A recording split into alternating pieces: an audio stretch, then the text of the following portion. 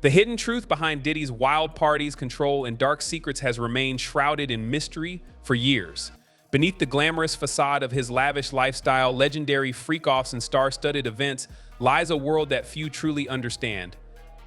Behind closed doors, whispers of power plays, manipulation, and questionable activities have surfaced, casting a shadow over the music mogul's empire. From secretive gatherings to the darker side of his influence over those within his circle, this story uncovers what has been hidden for so long, revealing the untold truths about the man behind the fame. There are so many witnesses.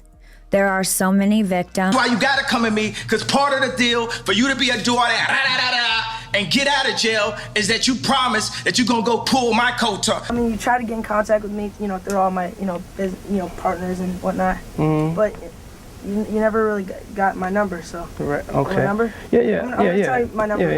Yeah. It's 555. Imagine waking up one day to find that the very foundation upon which you've built your belief system crumbles beneath you. For decades, Sean Diddy Combs was seen as untouchable, a king among mortals, a figure who embodied hustle, success, and cultural power. He wasn't just a man, he was a symbol. The empire of Bad Boy Records, billion-dollar deals with Ciroc and Revolt TV, and his Lifetime Achievement Awards were the bricks of a legacy that seemed impenetrable. But here's the thing about legacies, they're fragile. All it takes is one crack, one accusation, and suddenly the entire structure collapses like a house of cards. For years, we believed in the myth of Diddy, the fairy tale of his rise from nothing to everything, a narrative of grit, hustle, and endless success. But now we're faced with a darker truth. Allegations have surfaced, stories of sexual assault, abuse, and manipulation. It's like a cold splash of water to the face, forcing us to question what happens when the hero of the story is revealed to have been the villain all along. This is the story of Sean Combs, a man who rose to unimaginable heights, only to watch it all come crashing down piece by piece. And like any gripping tale, it's about to get a lot more complicated. Born on November 4th, 1969 in Harlem, New York City, Sean's journey began in a neighborhood that would shape the man and the mogul he would become.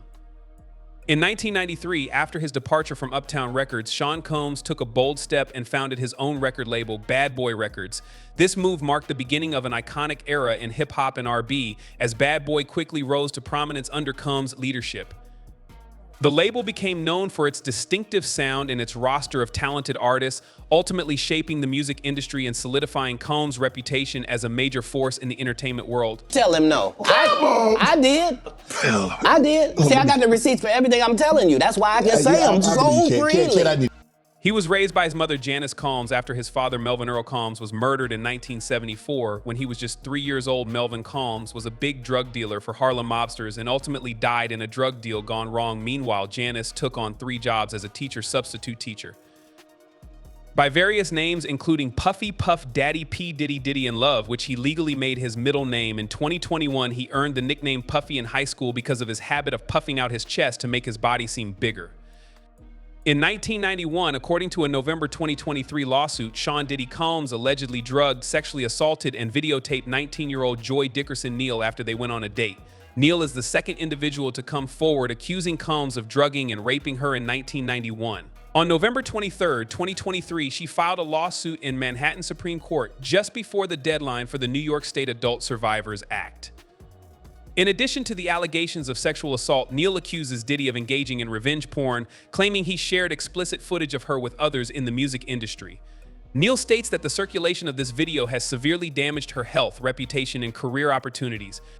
Her lawsuit follows a similar legal action filed by Cassie Ventura on November 16, 2023, which will be discussed in future episodes.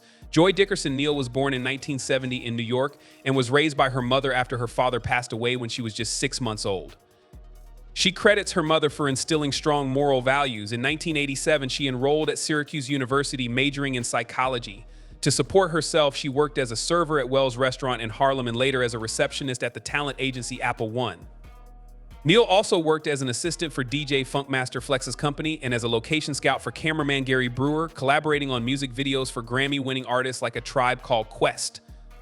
Neal's lawsuit outlines a harrowing story of sexual assault, humiliation, and emotional trauma allegedly at the hands of Diddy. At the time, they were part of the same social circle and had worked together on the music video for Straight From the Soul by Finesse and Sinquis. Although Neal initially resisted Diddy's advances due to rumors of his misogynistic behavior, she eventually agreed to have dinner with him on November 3, 1991. She alleges that during the date, Diddy drugged her drink while she was in the restroom at Wells Restaurant in Harlem, setting the stage for a night that would change her life forever. Joy Dickerson Neal claims that after drugging her, Sean Diddy Combs took her to a recording studio and later to his home, where he sexually assaulted her, leaving her with severe pelvic pain. Traumatized by the experience, Neal did not seek medical help or report the assault to the police, a common response among many survivors of sexual assault. Studies show that 63% of rape victims never file a report. According to her lawsuit, Neal withdrew into isolation at home, confiding only in her best friend when she felt safe enough. Her lawsuit draws significant parallels to the allegations made by Cassie Ventura against Combs, suggesting a potential pattern of gender-based violence. Neal further claims that shortly after the alleged rape, she discovered that Combs had secretly recorded the incident without her consent. She alleges that a mutual friend, Devontae Swing, revealed to her that Combs had shown him the tape and that everyone had seen it. Though Devontae wanted to confront Combs, his fear of losing his record deal, since Diddy was their AR at the time, kept him silent, reflecting the bystander betrayal that often enables sexual violence. Neal recounts multiple traumas, including the assault, the humiliation of the recording, and the psychological toll which led to severe emotional distress. She experienced flashbacks, insomnia, and depression, ultimately dropping out of school and seeking mental health care for clinical depression and suicidal thoughts. During her recovery, Neal claimed she filed police reports in both New York and New Jersey in an attempt to retrieve the revenge porn footage. However, those who had seen the tapes were allegedly too afraid to defy Diddy and refused to come forward. Her lawsuit also describes an uncomfortable encounter at a work event where Diddy allegedly cornered her, knelt down, and insisted on his innocence. Neal claims her employer witnessed the exchange and later asked her about it, but at the time it didn't seem to matter due to how connected Combs already was. By 1993, with the formation of Bad Boy Records, Combs had ascended to a different stratosphere, and as Bad Boy's success skyrocketed, no one wanted to rock the boat, further silencing Neal's trauma. As we peel back the layers of Sean Diddy Combs' complex legacy, it becomes clear that the story is far more intricate than the glamour and success we've been led to believe. Behind the vibrant parties and chart-topping hits lies a darker reality filled with allegations of manipulation, abuse, and trauma. The voices of survivors like Joy Dickerson Neal and Cassie Ventura are demanding to be heard, challenging the narrative that has long been constructed around a cultural icon. Their stories serve as a powerful reminder of the fragility of fame and the need for accountability in an industry that often prioritizes profit over people. As we continue to explore the tangled web of power, control, and dark secrets, one question lingers: how do we reconcile the music we love with the actions of those who create it? Join us in the next part of our journey as we delve deeper into the fallout from these allegations and the broader implications for the music industry. The untold story is far from over, and the truth demands our attention.